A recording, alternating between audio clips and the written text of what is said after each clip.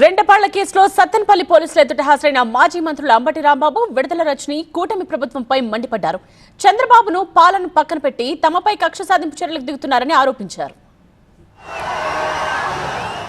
జగన్ రెండపాళ్ల పర్యటన సందర్భంగా చోటు చేసుకున్న ఘటనలపై దర్యాప్తును ముమ్మరం చేశారు పోలీసులు.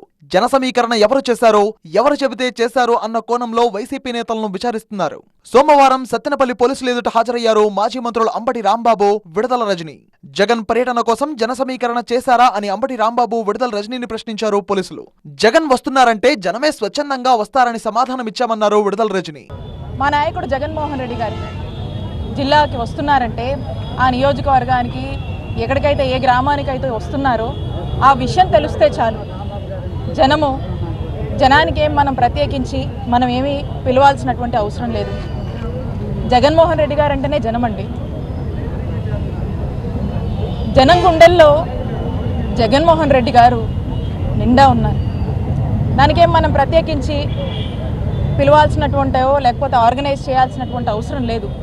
కూటమి ప్రభుత్వం ఏదో ఒక కేసులో విచారణ పేరుతో వైసీపీ నేతలను వేధించడమే లక్ష్యంగా పెట్టుకుందన్నారు వైసీపీ నేత అంబటి రాంబాబు.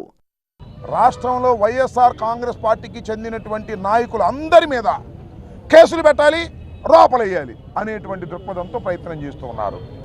దేనికి భయపడే ప్రశ్న లేదు. ఇంకా రెడీగా ఉన్నాం. దేనికైనా సెంట్రల్ జైలు పంపుతారా, పంపరు, రెడీగా ఉన్నాం. కోర్టుకు పిలుస్తారా, రెడీగా ఉన్నాం.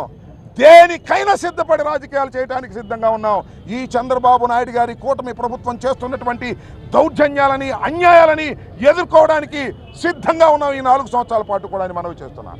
ప్రమాదవశాత్తు జరిగిన ఘటనపై కూటమి ప్రభుత్వం కుట్రపూరిత కేసులు పెట్టిందని ఆరోపించారు వైసీపీ నేతలు. ఇలాంటి చర్యలను ప్రజలు హర్షించరన్నారు విడుదల రజని.